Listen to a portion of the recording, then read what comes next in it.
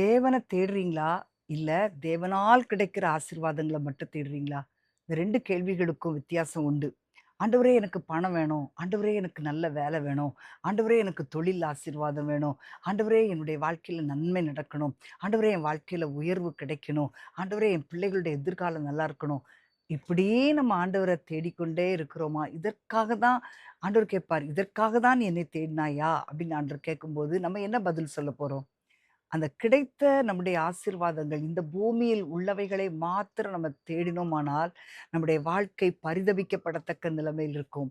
மேலானவைகளை நம்ம தேடணும்னு சொல்லி தான் ஆண்டவர் எதிர்பார்க்கிறார். இந்த உலகத்தின் காரியங்களை அல்ல அன்பான தேவனுடைய பிள்ளைகளே, மேலானவைகளை தேடுங்கள். என்ன மேலானது? தேவனுக்கு அடுத்த காரியங்கள், தேவனுடைய சமூகம், தேவனுடைய பிரசன்னம் இவைகளை நம்ம அதிகமா தேடும்போது, நம்முடைய வாழ்க்கை மிகுந்த ஆசீர்வாதமாக மாறும். பவுல் பூமியில நீங்க வாழாதீங்க, ஒருவேளை தொழில் செய்யாதுங்க, வேலை பார்க்காதுங்க அப்படிலாம் சொல்லல. ஆனால் அதை விட அதை கொடுத்தவராகிய தேவன நம்ம அதிகமா தேடும்போது, கர்த்தர் நம்முடைய வாழ்க்கையில பெரிய காரியங்களை செய்வார். அந்த உலகத்தின் காரியங்கள், உலகப் பொருள்கள் நம்முடைய இருதயத்தில தேவனாக அது மாறிவிடக்கூடாது. நமக்கு ஆண்டவர் இயேசு. அவர்தான் நமக்கு ஆசீர்வாதத்தை கொடுப்பவர். அந்த ஆசீர்வாதத்தை கொடுப்பவர விட்டுட்டு, உலகத்தின் ஆசீர்வாதங்கள தேடும்போது, நம்முடைய வாழ்க்கை பரிதாபமாக மாறிவிடும். இன்றைக்கு ஒருவேளை உங்களுடைய கையில பணம் இருக்கலாம்.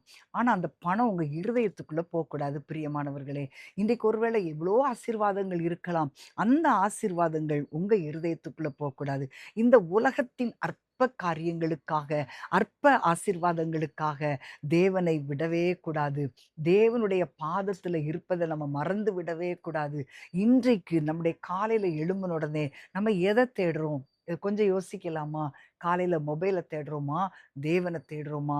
தேவனுடைய வார்த்தைய தேடுறோமா? இல்ல உலக செய்திகள படிக்க போறோமா? நம்முடைய ஆண்டவருடைய சத்தத்த கேட்கிறோமா? இல்ல டிவில நியூஸ கேட்கிறோமா? யோசிச்சு பார்க்கலாமா? எது நமக்கு முக்கியம்?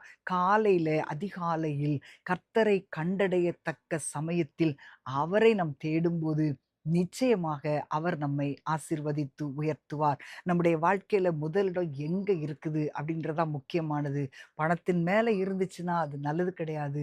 ஆனா நமக்கு நம்முடைய வாழ்க்கையின் முதலிடம் தேவனாக இருக்க வேண்டும். இதைத்தான் பரிசுத்த ஆவியானவர் நம்முடைய வாழ்க்கையை மாற்ற விரும்புகிறார். பிரச்சனைய மட்டும் பார்க்காதீங்க பிரியமானவர்களே. அந்த பிரச்சனைய மாற்றக்கூடிய கர்த்தர பாருங்க.